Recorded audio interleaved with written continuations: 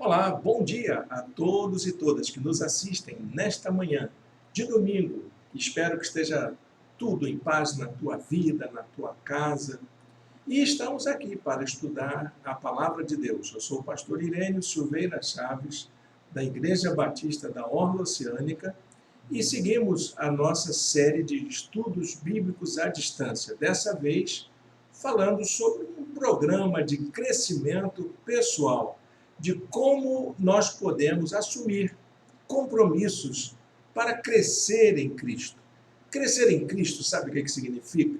A gente se tornar pessoas melhores no mundo em que nós vivemos. Gente melhor para a sua igreja, para a sua família, para a sociedade, para o bairro onde você mora, para os seus vizinhos. É isso que é o objetivo do crescimento pessoal. Muita gente pergunta, mas para que eu preciso melhorar? Porque é o seu testemunho que vai falar alto na vida das pessoas que estão à sua volta. É o seu testemunho que vai comunicar a mensagem do amor de Deus, que vai falar da graça, que vai falar de uma maneira mais visível, prática, do que significa ter a presença de Jesus em nossa vida. Então, nós já estamos na nossa terceira aula. Na primeira aula, nós aprendemos alguma coisa sobre o segmento de Jesus, o que é crescer, o que é maturidade espiritual. Na segunda aula, nós já verificamos a importância que tem a Bíblia nesse processo. Como nós podemos tirar melhor proveito das Escrituras na nossa vida. E hoje nós vamos falar sobre os hábitos que uma pessoa que segue Jesus deve ter na sua vida. Pelo menos esses, né? Claro que tem muitos outros hábitos saudáveis, hábitos de vida que correspondem a uma vida cristã significativa no mundo em que nós vivemos. Mas pelo menos 4 hábitos você precisa ter para poder melhorar um pouquinho o seu jeito de viver. Eu vou colocar aqui a nossa apresentação, nosso conteúdo, e você segue aí no nosso aprendizado, como é nosso costume nas nossas aulas. Você que nos acompanha, você que estuda a Bíblia com a gente, sabe que é assim que funcionam as coisas conosco, não é verdade?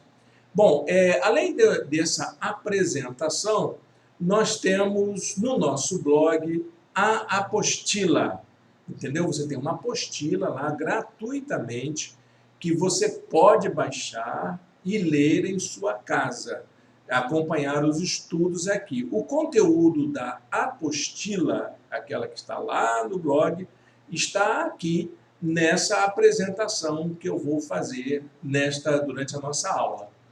Se você quiser baixar a apostila, nós deixamos no chat, aqui do lado, bem aqui do lado, o endereço do blog onde está a apostila. O endereço também está aqui nas descrições do vídeo, logo aqui embaixo. Você dá uma olhadinha lá, clica no endereço, procura a apostila Crescer, Compromisso de Crescer em Cristo, tem a palavrinha novo em vermelho do lado. Só clicar ali já abre o PDF para você e você pode fazer download, você pode deixar gravado no seu computador, pode imprimir, pode compartilhar com pessoas. Ele foi disponibilizado, esse material foi disponibilizado para abençoar vidas e você pode fazer o melhor proveito que você considerar desse material, ok? Então, vamos em frente. A nossa aula de hoje já é a terceira aula, como falei. E o tema da aula de hoje são os 4 hábitos do discípulo. 4 hábitos que todo discípulo precisa desenvolver na sua vida pessoal. Para a gente se motivar, aquecer um pouquinho o nosso conhecimento, vejam estes versículos que eu separei na Bíblia para a gente meditar. Primeiro, em tudo seja você mesmo um exemplo para eles, fazendo boas obras. Em seu ensino, mostre integridade e seriedade. É a palavra de Deus nos dizendo, Paulo dizendo a Tito, que também era um pastor da sua equipe de trabalho, Paulo dizendo então, e a Bíblia nos dizendo, que nós precisamos cuidar das nossas atitudes, da maneira como a gente se comporta no meio das pessoas. E isso é algo que deve afetar a vida de todo cristão. Todo cristão deveria se preocupar com isso. Como que as pessoas estão me vendo? Como que as pessoas interpretam as minhas atitudes? Tem gente que diz, não estou nem aí, mas tem que estar sim. Se você é um seguidor de Jesus, você não é uma pessoa sozinha. Você carrega consigo o nome do Senhor Jesus. Você carrega consigo uma identidade, que é a identidade daquele que aceitou Jesus como Senhor e Salvador.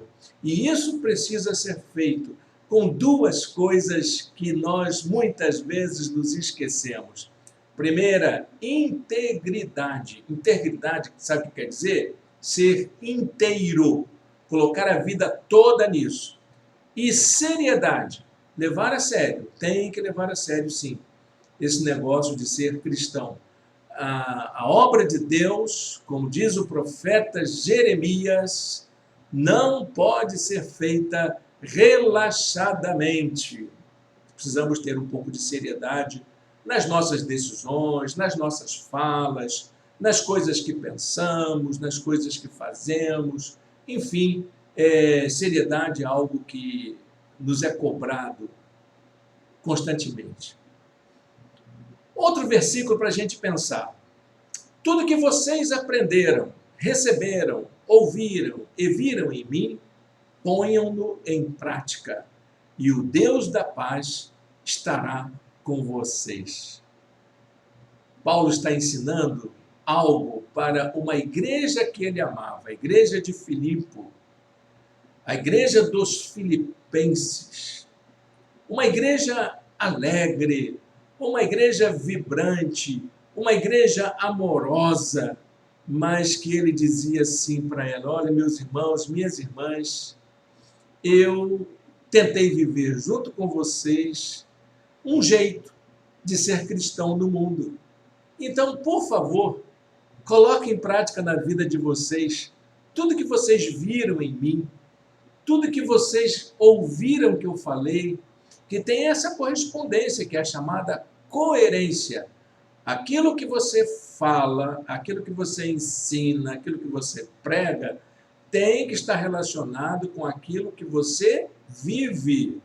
Então, gente, olha só, Paulo dizendo aos filipenses, eu preguei uma coisa e vivi aquilo que eu preguei.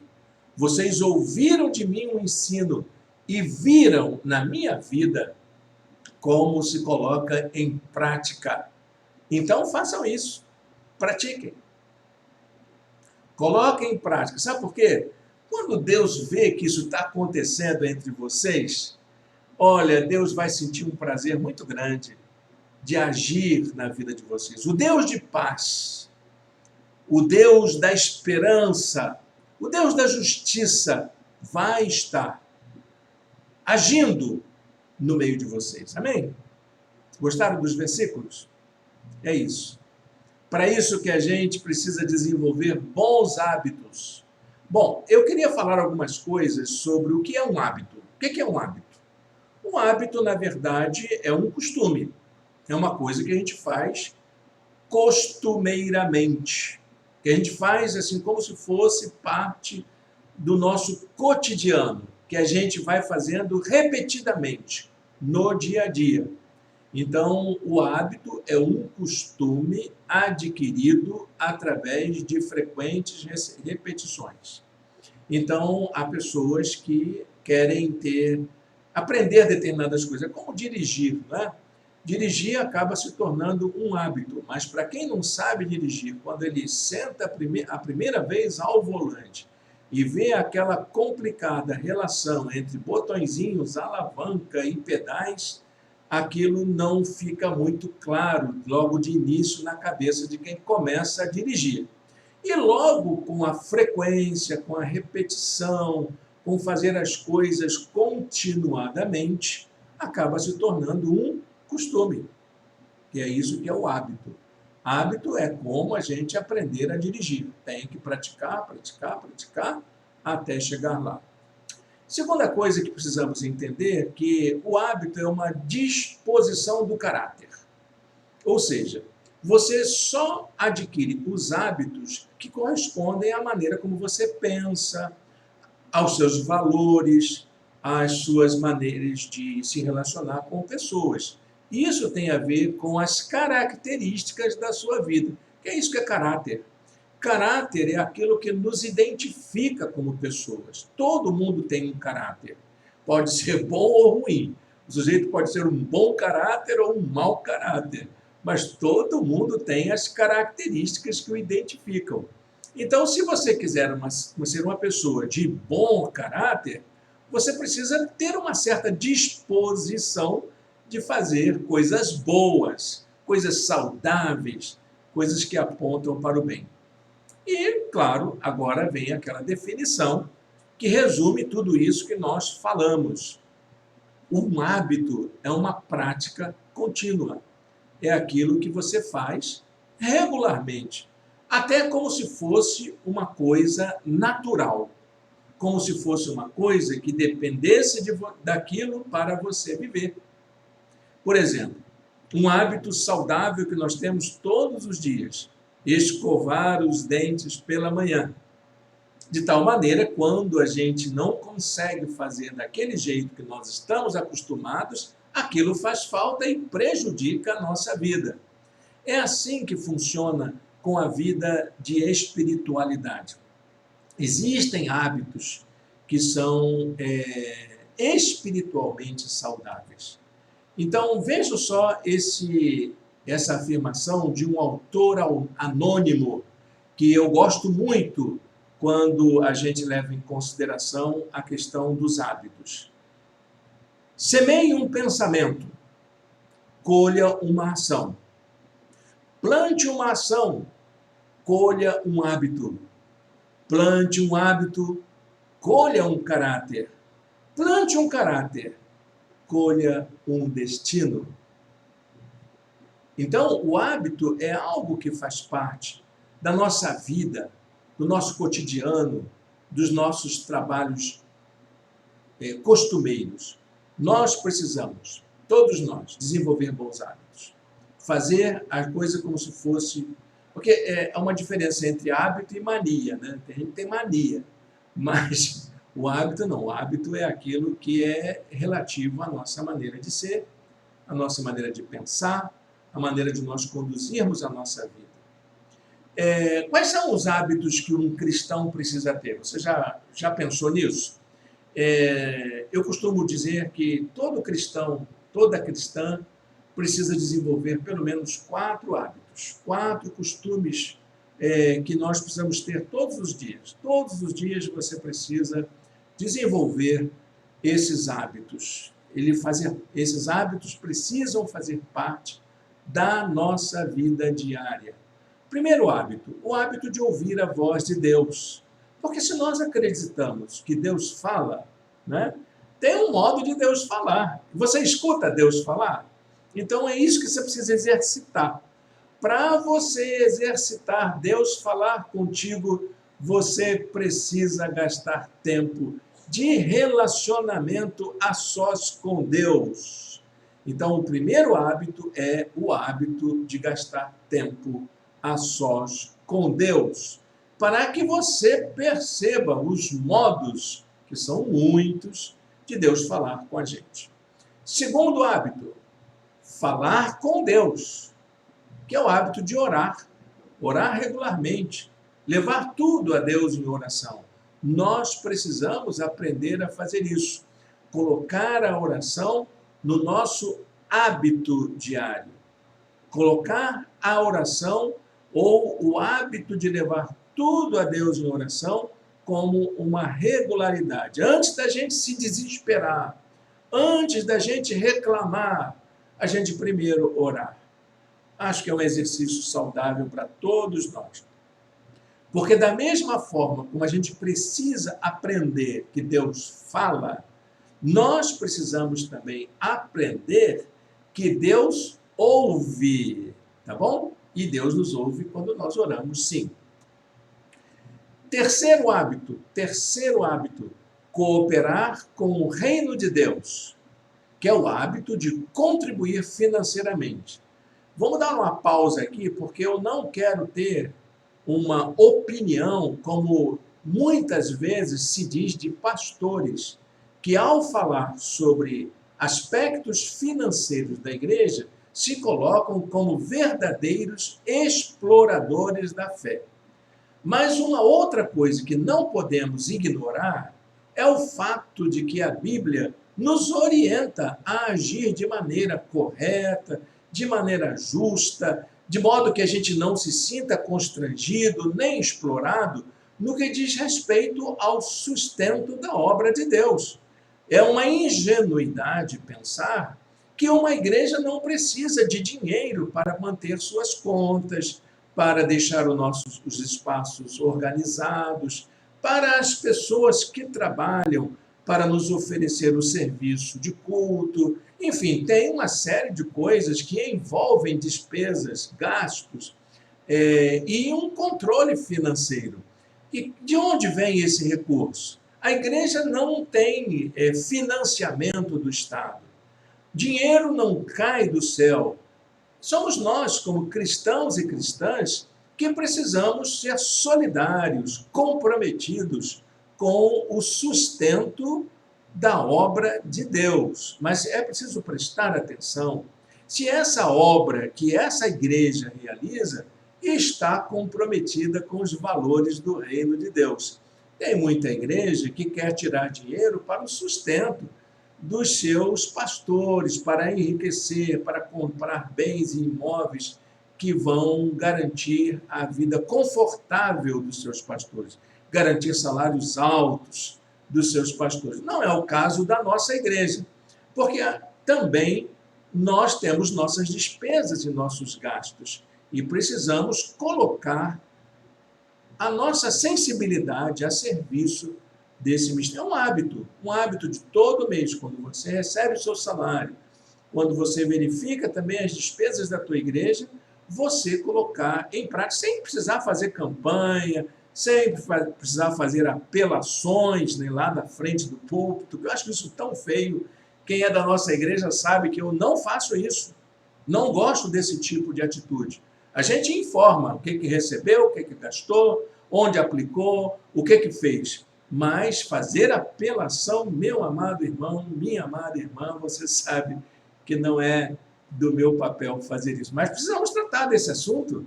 Esse assunto é um assunto bíblico que interessa muito ao reino de Deus. E o quarto hábito? O quarto hábito é conviver na família de Deus.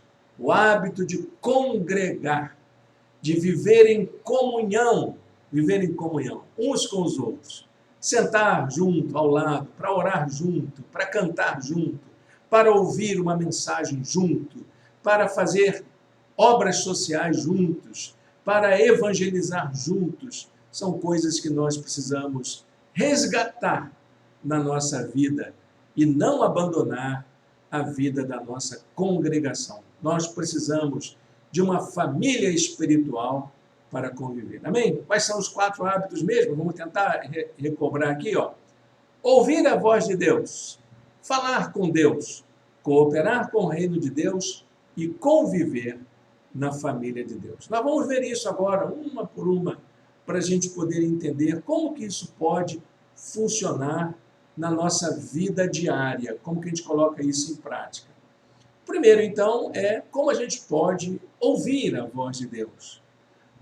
Deus fala, meu irmão, minha irmã, Deus fala. Só que Ele não fala como eu estou falando com você agora. Deus fala ao coração da gente. Deus fala à nossa consciência. Deus fala às nossas emoções também. Então eu preciso perceber, desenvolver uma percepção desses modos de Deus falar.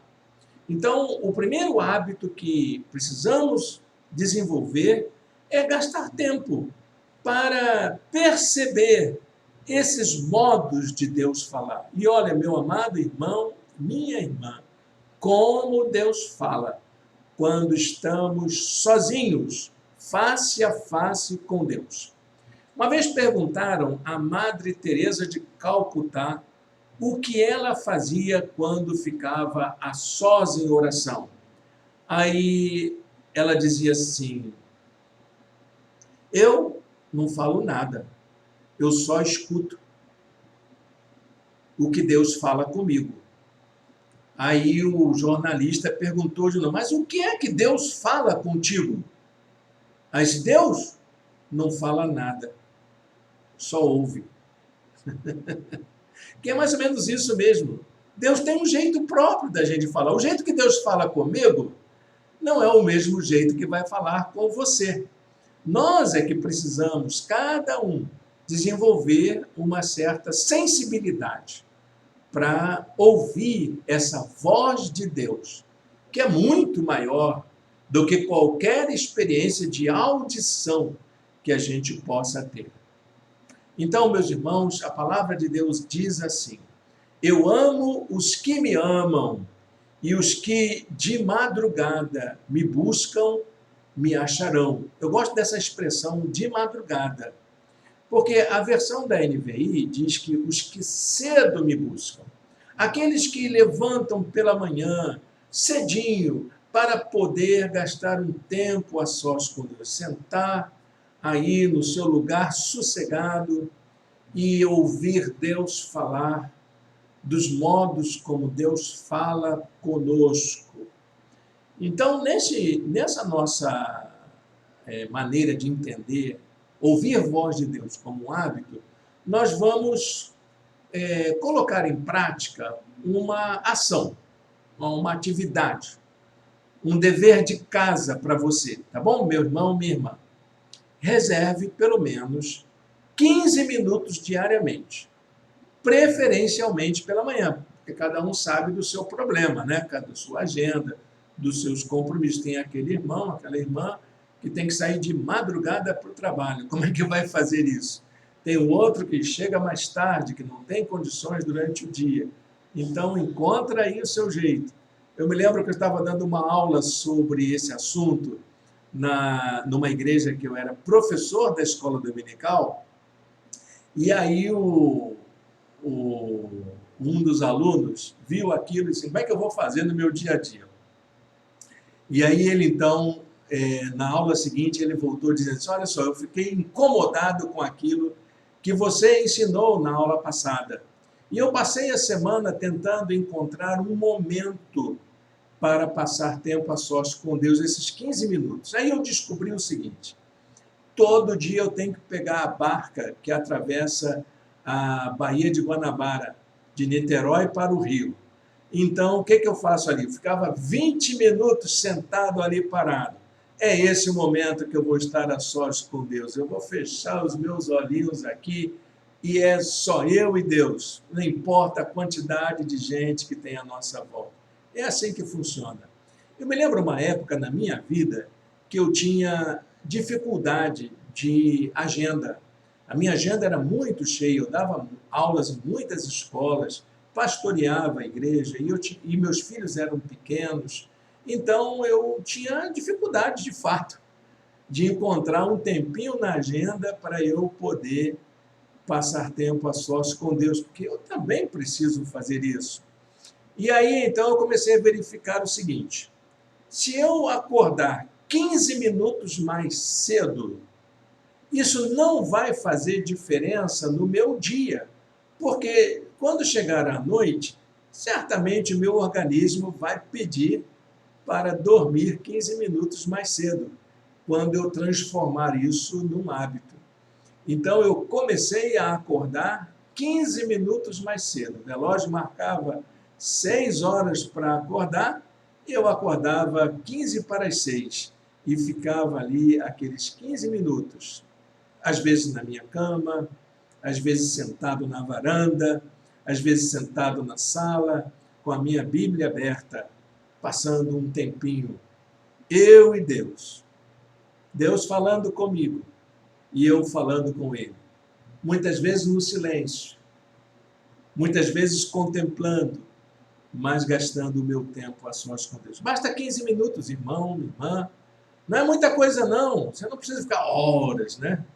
Como um dia eu tinha um jornalzinho de oração, quando eu era novo convertido, que aí o jornalzinho de oração disse, como passar 1 hora na presença de Deus. Aí ele deu aquele roteiro certinho, faz isso, faz aquilo, fala isso, fala aquilo. Aí eu anotei aquilo, decorei, anotei direitinho e fui para minha 1 hora na presença de Deus. Aí fiz a minha oração, eu gastei aquele tempo. Quando eu terminei, disse o amém, eu olhei no cronômetro, sabe quanto tempo tinha dado? 7 minutos. E foi uma decepção muito grande. Disse, olha, meu irmão, minha irmã, você não precisa fazer projetos muito... Nós que somos ocidentais, nós não temos esses hábitos de longas horas de contemplação. Isso é um costume mais oriental. Os orientais fazem isso, mas com facilidade. Nós temos muita dificuldade. Mas comece com pouco. Comece com 15 minutos, preferencialmente pela manhã, para passar esse tempo a sós com Deus. Só você e Deus. Qual é a importância de você fazer isso? Bom, primeiro é o fato de que você foi criado para fazer isso. Adão, quando foi criado lá no paraíso, no fim da tarde, era sempre no cair da tarde, Deus dava uma voltinha no jardim para se encontrar com Adão, para bater um papo com ele, até que ele pecou. E aí, quando ele pecou, Deus foi dar a voltinha dele e não achou Adão. Por quê? Adão teve vergonha de se encontrar com Deus. Olha que coisa interessante. É uma metáfora muito importante da nossa vida cotidiana, não é mesmo? Por que você não faz isso? Muitas vezes porque a gente tem vergonha por estar na presença de Deus. Mas não tenha vergonha, não. Deus sabe quem você é. Deus conhece sua vida. Você não precisa se vestir de vestes aparentes, ter uma cara bonita, lavar o rosto. Não precisa nada disso. É só ir lá e faz o seu momento de comunhão com Deus. Você foi criado para isso. Você existe para isso. Segunda coisa, Jesus fez isso. Jesus, ele tornou a nossa relação com Deus possível. No tempo da crucificação, não tem aquela história de que Jesus, quando expirou, o véu do santuário se rasgou de alto a baixo. O que significa isso? Era um sinal de que aquela separação entre nós e Deus foi rompida.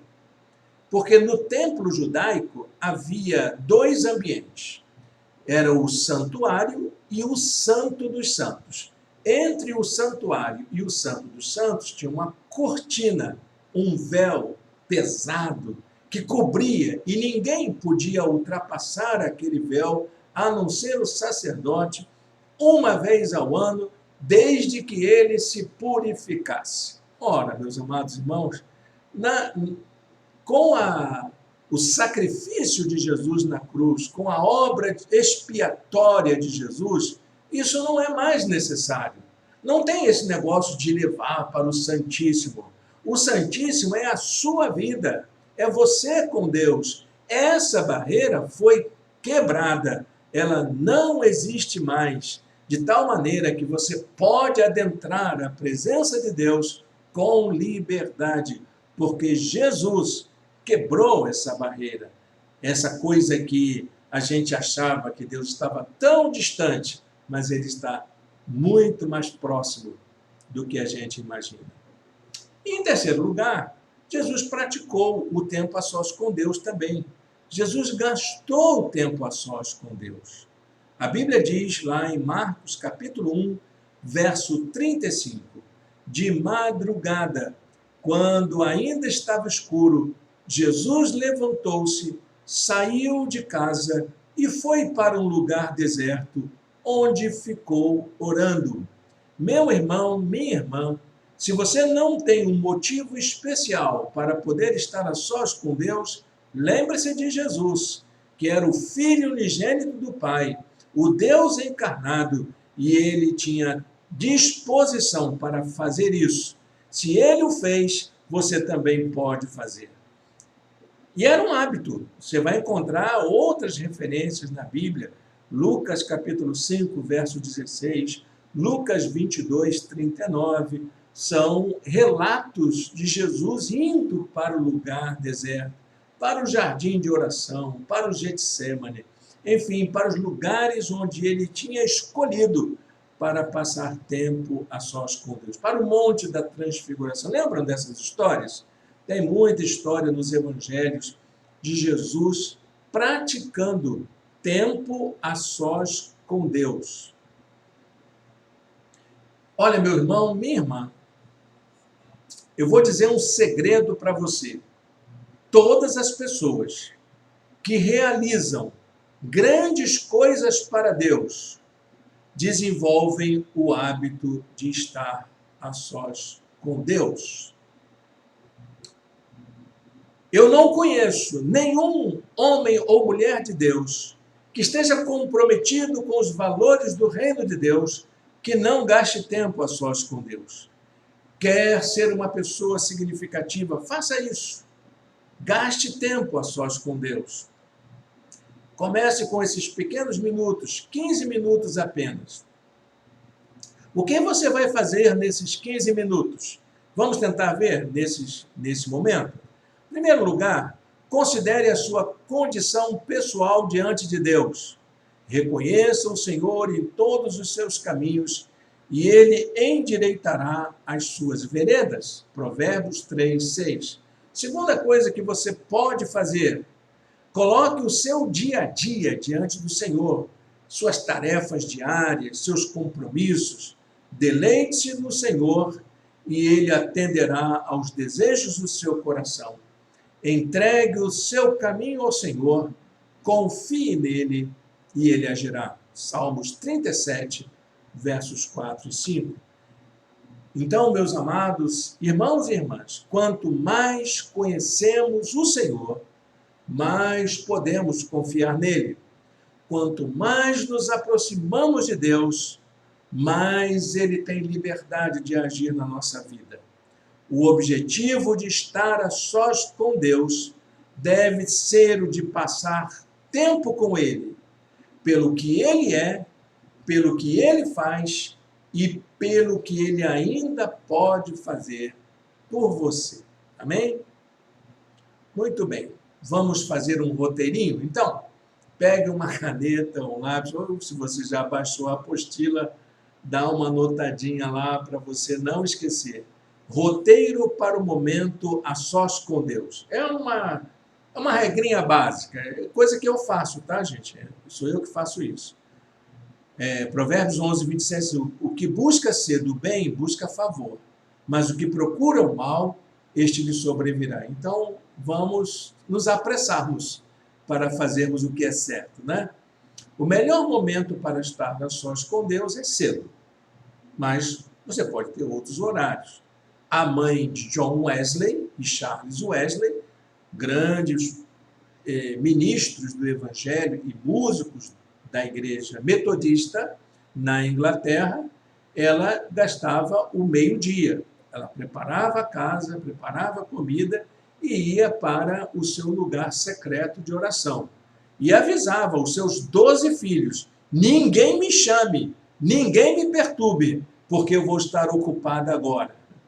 O melhor momento para estar a sós com Deus é cedo, antes de qualquer atividade do dia. Mas você pode escolher aquela que você encontrar mais propícia dentro da sua agenda diária. Então, comece reservando 15 minutos.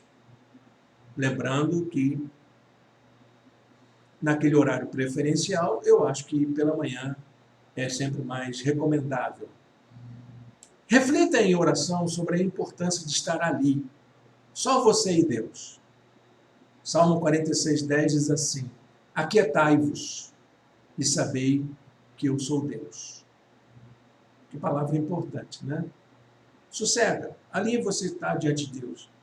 Reconheça isso. Leia uma pequena porção das Escrituras. Escolha aí 10 versículos, algum no máximo, né? algo que tenha início, meio e fim, né? E para você entender o contexto, e medite, reflita. Lembra da aula passada, quando falamos sobre a meditação? É isso que você vai fazer nesse momento. Não é para você ler longos textos, é para você ali meditar numa pequena porção da palavra de Deus. João 7,17 diz assim: se alguém decidir fazer a vontade de Deus, descobrirá se o meu ensino vem de Deus ou se falo por mim mesmo. É relação mesmo, nossa com Deus.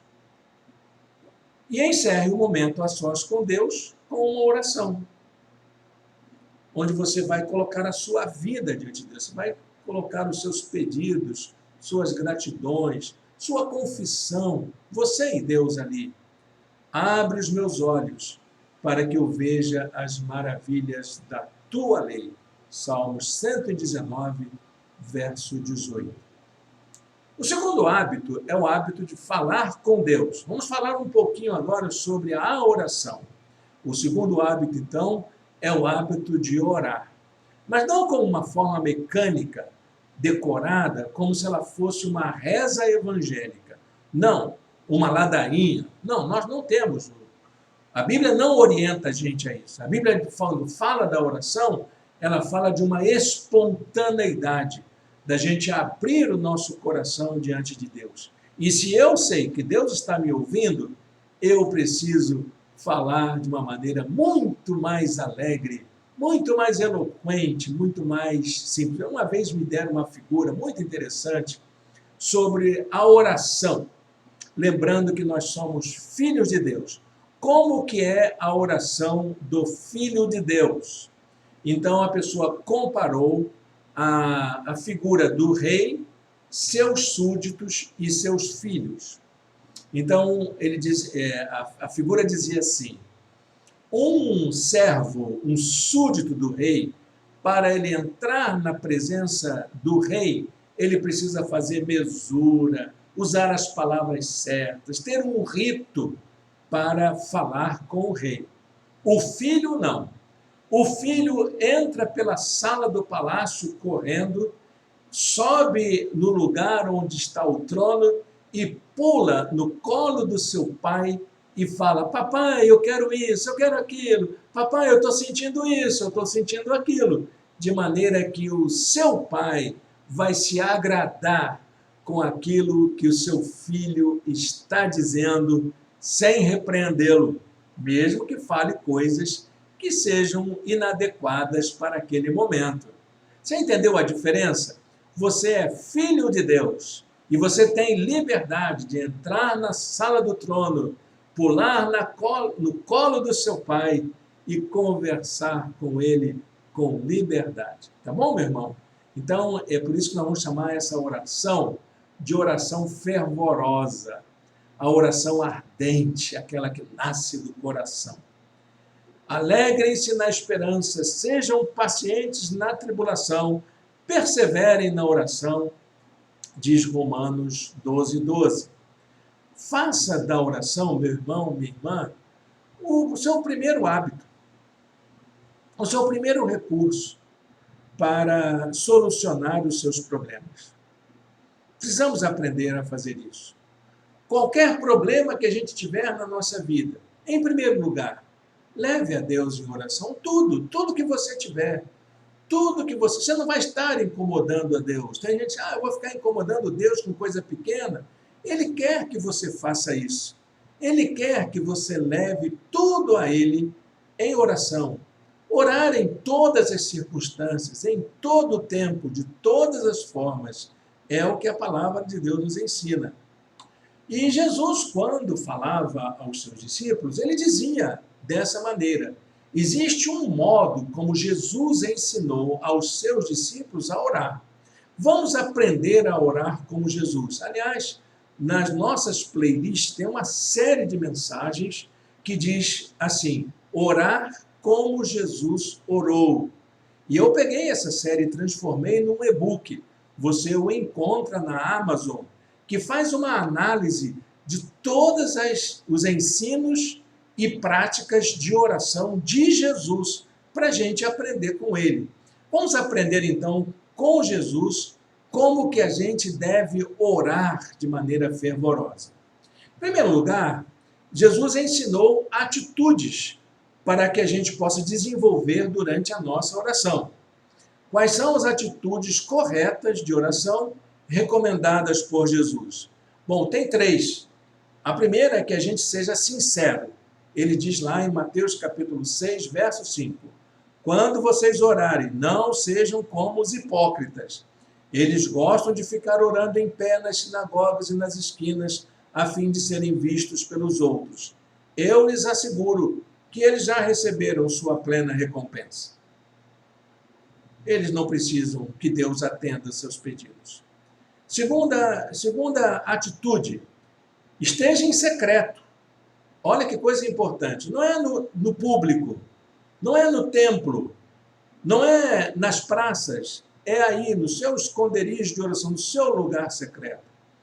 Mas quando você orar, vá para seu quarto, feche a porta e ore a seu pai que está no secreto. Então seu pai, que vê no secreto, o recompensará. Eu li a biografia de Jonathan Edwards, um grande evangelista da Inglaterra no século XVIII. E ele desenvolveu exatamente esse hábito de oração. O seu quarto era preparado para que ele gastasse esse tempo de oração fervorosa. E dizem os seus biógrafos que quem entrava no quarto de Jonathan Edwards sentia o hálito dele quando ele orava. Eu fiquei imaginando, meu Deus, como ele deveria esbravejar, estando sozinho, ele, Deus, como ele deveria abrir o coração dele, falar com emoção, sabendo que o Pai estava ali em secreto, ouvindo aquilo que ele não podia dizer em público, ele dizia ali, frente a frente com Deus. E tem um terceiro hábito, que é, seja objetivo, vá direto ao ponto. Quando orarem, não fiquem sempre repetindo a mesma coisa, como fazem os pagãos. Não é reza para ficar naquela ladainha, aí fala, e fala. Não é pelo muito falar que você vai ser ouvido. Vá direto ao ponto. Seja claro, objetivo. Eles pensam que por muito falarem, serão ouvidos. Não sejam iguais a eles, porque o seu Pai sabe do que vocês precisam antes mesmo de o pedirem. Jesus ensinando coisas tão importantes para nós. Mas Jesus ensinou também um modelo de oração, que é a oração do Pai Nosso.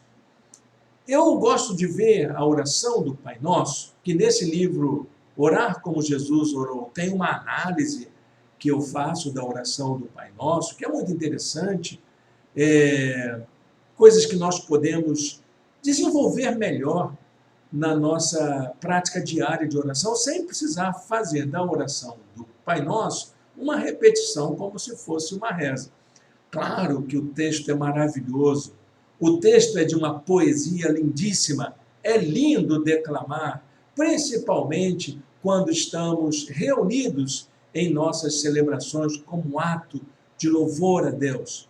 Mas a oração do Pai Nosso é mais do que uma declamação, é uma espécie de um modelo do que a gente precisa fazer quando estamos a sós com Deus, que nós precisamos levar em consideração a cada momento. Veja aí o que Jesus orienta. São 5 momentos de uma oração fervorosa. Primeiro, louvar. Nós precisamos louvar ao Senhor. Na oração do Pai Nosso está assim: Pai Nosso, que estás no céu, santificado seja o teu nome. Diga para Deus quem Ele é de fato para você. É Pai? É Pai seu ou é Pai de todo mundo também? Ele é santo? Ele é justo? Ele merece honra? Merece glória? Segundo aspecto, submissão. Venha o teu reino, seja feita a tua vontade, assim na terra como no céu. Olha, meus irmãos, a oração humilde é aquela que diz: seja feita a tua vontade. A oração orgulhosa é aquela que diz: faça a minha vontade, Senhor. faça o que eu te peço. A oração submissa é aquela que diz, faça-se a tua vontade. Declare que você está disposto a fazer a vontade dele em qualquer circunstância, seja ela qual for. Terceira prática, terceiro momento da oração sincera, fervorosa, a súplica. O pão nosso de cada dia nos dá hoje. As súplicas são aqueles pedidos que nós fazemos para as nossas necessidades. Apresente diante do Senhor as suas necessidades materiais, espirituais, emocionais. Apresente também pedidos em favor das pessoas com quem você convive, sua família, sua igreja, seus amigos, e até mesmo do seu país, da sua cidade, do mundo em que nós vivemos, que estão diretamente preocupando a sua vida. Terceiro momento, confissão. E perdoa as nossas dívidas, assim como nós temos perdoado aos nossos devedores. Confesse cada pecado cometido. Eu não lembro, pastor. Então eu vou falar a multidão dos... Isso é uma coisa mais hipócrita que alguém possa dizer. Claro que todo mundo tem muito pecado, mas lembre dos seus atos falhos, das coisas ruins que você falou, das coisas que você andou praticando, que ofenderam alguém. Confesse cada pecado cometido. Seja sincero em relação ao seu sentimento quanto às pessoas que estão fazendo mal a você. Faça isso. E, finalmente, o último momento, que é a sua dependência de Deus. E não nos deixes cair em tentação, mas livra-nos do mal, pois teu é o reino, o poder e a glória para sempre. Amém. Muita gente tem a presunção de achar que são capazes de dar conta da sua vida por si mesmo. Eu vou vencer todas as provas, eu vou vencer todas as tentações. Não, meu irmão, nós somos frágeis mesmo. Nós somos vulneráveis. Podemos tropeçar e cair.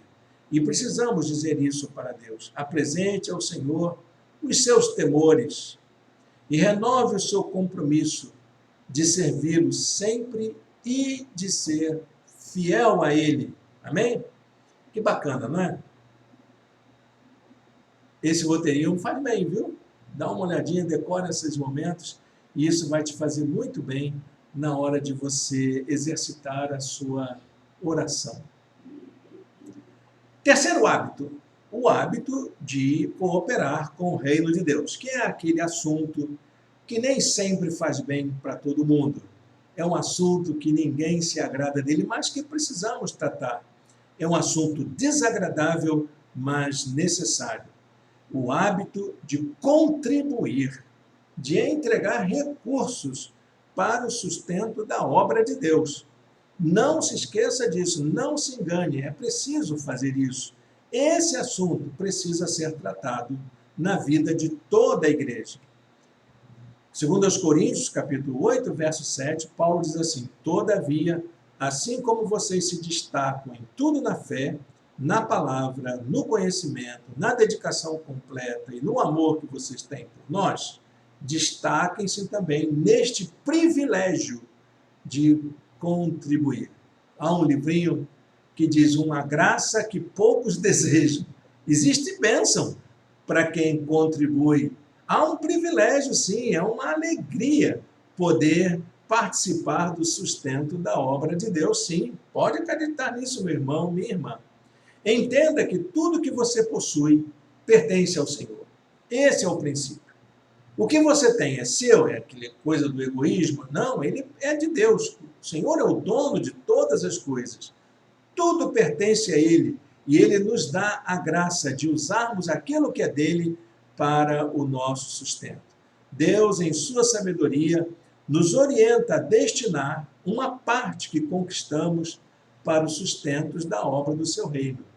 Uma vez estávamos fazendo um estudo em nossa igreja sobre essa questão que nós chamávamos de mordomia, que é aquela maneira de você administrar aquilo que você possui. Então o professor disse, olha, tudo é de Deus. E Deus, em sua sabedoria, nos permite usar a maior parte para o nosso sustento e a menor parte para contribuirmos com o seu reino.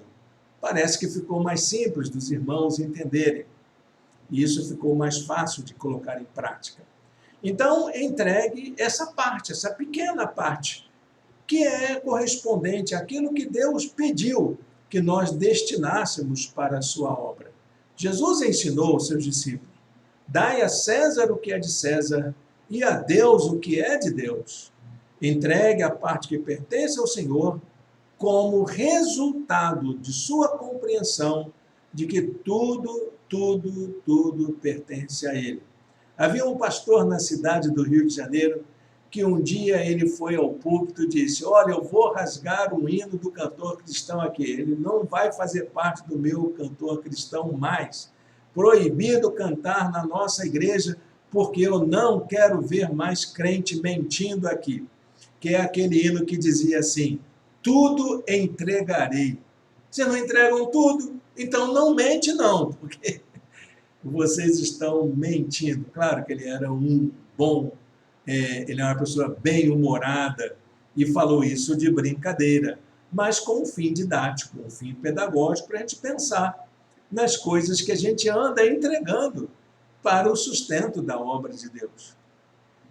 Quais são os benefícios de fazer essa entrega dos nossos bens ao Senhor, ao sustento da obra de Deus? Primeiro, contribuir é um investimento.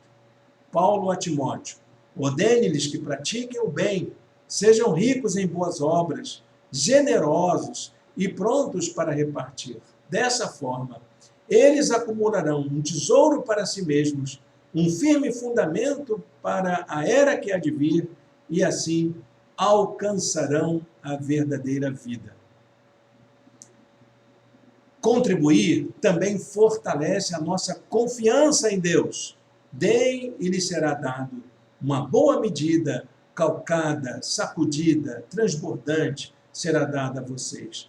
Pois a medida que usarem, também será usada para medir vocês. Jesus falando isso.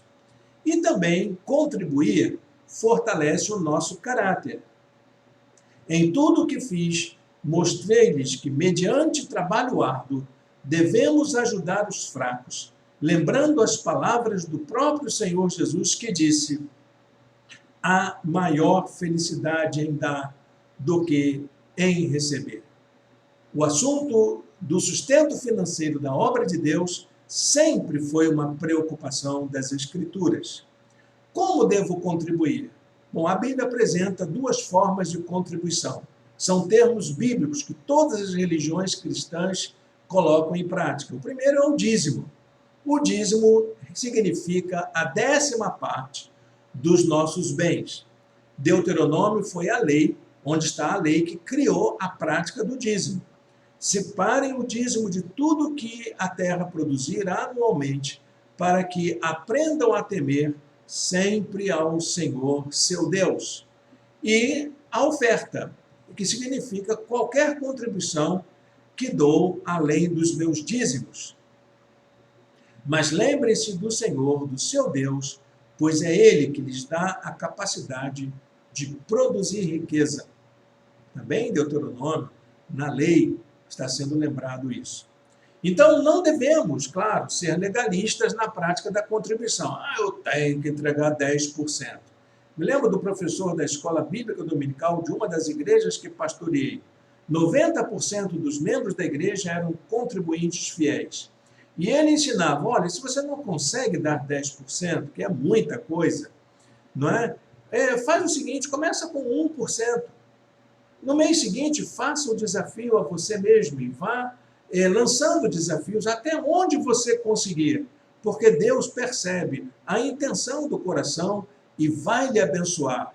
Há uma graça presente no ato de contribuir. É um mistério que só aqueles que exercitam a prática de entregar os seus dízimos conseguem descobrir. Não devemos ser legalistas na prática da contribuição, mas também não podemos ficar ausentes. A maneira como contribuímos reflete a nossa fé. Paulo aos Coríntios não somente fizeram o que esperávamos, mas entregaram-se primeiramente a si mesmos ao Senhor e depois a nós pela vontade de Deus. Qual é a regra do Novo Testamento? Porque a gente viu que dízimo é coisa da lei. Qual é a regra do Novo Testamento? Você que é contra a lei, se coloque a lei em prática. Eu considero isso também. Então vamos ouvir o que o Novo Testamento diz para os cristãos e cristãs de hoje. Segundo aos Coríntios 9, 7. Cada um dê conforme determinou em seu coração, não com pesar ou por obrigação, pois Deus ama quem dá com alegria. Ok? Então prepare o seu coração para ser um participante do sustento da obra de Deus. Onde devo entregar o dízimo? Tem gente que entrega para diretor de programa de TV. Tem gente que entrega para evangelista, para obra não sei de onde. Olha, meu irmão, minha irmã, dízimo é para o sustento da casa de Deus. Então, onde é que eu devo entregar o dízimo? Na igreja. Na sua igreja. Onde você coopera, onde você participa, como se fosse um ato de culto. Na nossa igreja, nós gostamos de fazer aquele momento do ofertório, onde consagramos não só nossos bens, mas também nossa vida. Malaquias 3,10 diz assim: trazei todos os dízimos à casa do tesouro, para que haja mantimento na minha casa, e depois fazei prova de mim, diz o Senhor dos Exércitos, se eu não vos abrir as janelas do céu, e não derramar sobre vós uma bênção tal, que dela vos advenha a maior abastança. Ok? Então, para a gente não esquecer desse detalhe muito importante, coloque no seu hábito o costume de toda vez separar uma quantia para sustentar a obra de Deus que está trabalhando por você, que está trazendo comunhão para a sua vida. E, finalmente, o último hábito, o hábito de conviver na família de Deus. Eu diria o hábito de congregar, ou o hábito de ter comunhão com o corpo de Cristo. Hebreus 10, 25 diz isso. Não deixemos de reunir-nos como igreja, segundo o costume de alguns, mas encorajemo-nos uns aos outros, ainda mais quando vocês veem que se aproxima o dia. Há muita gente que se afasta da igreja porque não concorda com a sua liderança, com o seu pastor, com um grupo de irmãos, com alguma pessoa em específico. Mas nós não devemos fazer isso. Nós devemos abrir o nosso coração. Pode ser que o problema esteja na gente. Pode ser que o problema seja de assédio também, porque há muitas igrejas que adoecem. Mas, meu irmão, minha irmã, não deixem de estar em comunhão com o corpo de Cristo. Esteja sempre em comunhão com a sua igreja, incluindo seus programas em sua agenda pessoal e familiar. Claro que você tem a sua agenda, claro que sua família tem seus compromissos, mas a sua igreja também tem e é para o seu bem. Participe, se integre. Por que a comunhão é tão importante para todos nós? Primeiro, o Senhor nos chamou para vivermos em comunhão. 1 Coríntios 1,9, fiel é Deus, o qual os chamou à comunhão com seu Filho Jesus Cristo como Senhor. Jesus não chamou ninguém para viver isoladamente, para seguir Jesus de forma independente, mas para seguir como parte da família de Deus. Segundo, Jesus está presente entre aqueles que se reúnem por causa do seu nome. Jesus disse assim: pois onde se reunirem 2 ou 3 em meu nome, ali estou no meio deles. Terceiro, é na igreja que encontramos as condições necessárias para vivermos em comunhão. O melhor lugar para estarmos em comunhão comum. Família de Deus é a vida da igreja. Assim também em Cristo, nós que somos muitos formamos um corpo e cada membro está ligado a todos os outros. Continuando, quarto, a comunhão é uma forma de convencermos o mundo a respeito da nossa fé em Jesus, para que todos sejam um, Pai, como tu estás em mim e eu em ti, que eles também estejam em nós, para que o mundo creia que tu me enviaste. Jesus orando por nós hoje, para que a nossa comunhão seja fortalecida. E, em último lugar, eu sou responsável por promover a comunhão entre as pessoas. Gálatas 6,10 diz assim: portanto, enquanto temos oportunidade, façamos o bem a todos, especialmente aos domésticos da fé. Então, você se envolve melhor na vida de comunhão da sua igreja quando assume compromissos. E um dos compromissos é você procurar um pequeno grupo para poder se integrar a ele. Faça isso. Procure um pequeno grupo onde você se integre. Ele é parte do todo e isso vai te fazer muito bem. Para a gente encerrar essa aula, que ficou um pouquinho compridinha, não é? Mas vai fazer muito bem para todos nós, guarde esse versículo para você refletir durante a semana. Portanto, sejam imitadores de Deus como filhos amados e vivam em amor, como também Cristo nos amou e se entregou por nós como oferta e sacrifício de aroma agradável a Deus. Os hábitos saudáveis do discípulo têm por objetivo atender essa recomendação bíblica. Amém? Feche seus olhos, fale com Deus nesta hora. Senhor Deus, eterno Pai, muito obrigado por esta manhã, pelo estudo da Tua Palavra, pela maneira como o Senhor tem falado ao nosso coração. E ajuda-nos, ó Deus, a colocar em prática estes hábitos na nossa vida. Fortalece-nos, Senhor. Nós te oramos em nome de Jesus. Amém e amém. Bom, quero convidar você para, na semana que vem, termos a nossa última aula deste curso Crescer. Logo depois, no mês de janeiro, nós teremos um novo curso, que já estou preparando todo o material para isso, que é o curso Servir. Então, se você é um seguidor de Jesus e quer crescer espiritualmente, o próximo passo é você colocar a sua vida a serviço da obra de Deus, ser útil no reino de Deus. E isso que vamos ver no próximo curso. Próxima aula, encerramento, e no mês de janeiro, então, o nosso curso. Bem, meus irmãos e irmãs, próximo domingo será Natal. A nossa igreja está ainda na sua reunião híbrida e, infelizmente, nós não teremos condições de ter uma reunião de Natal entre nós. Eu estou ainda me recuperando da cirurgia, estou impossibilitado de ter atividades que demandem esforço. O médico me deu 14 dias de repouso absoluto. E então o Natal deste ano será um Natal completamente atípico. Vamos sentir falta da nossa confraternização de fim de ano, com certeza. Mas, meus irmãos, estejam em oração, orem pelo seu pastor, orem pela sua igreja. E essa será a maneira da gente encerrar o nosso ano. As atividades online continuarão no próximo domingo, no ano novo, e aí então vamos tentar nos reunirmos para decidirmos como será o nosso futuro.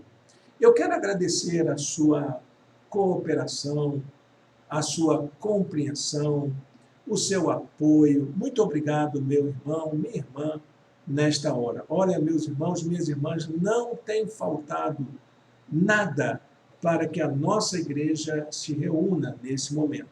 Falta apenas nós termos as condições humanas para nos reunirmos. Amém? Então, permaneça firme aí, que eu permaneço firme aqui na minha recuperação. Breve nós estaremos juntos. Amém? Deus o abençoe. Deus lhe dê uma manhã de paz e de alegria na presença de Deus. E desde já, como domingo que vem é Natal, desejo a você e sua família um feliz Natal. Amém?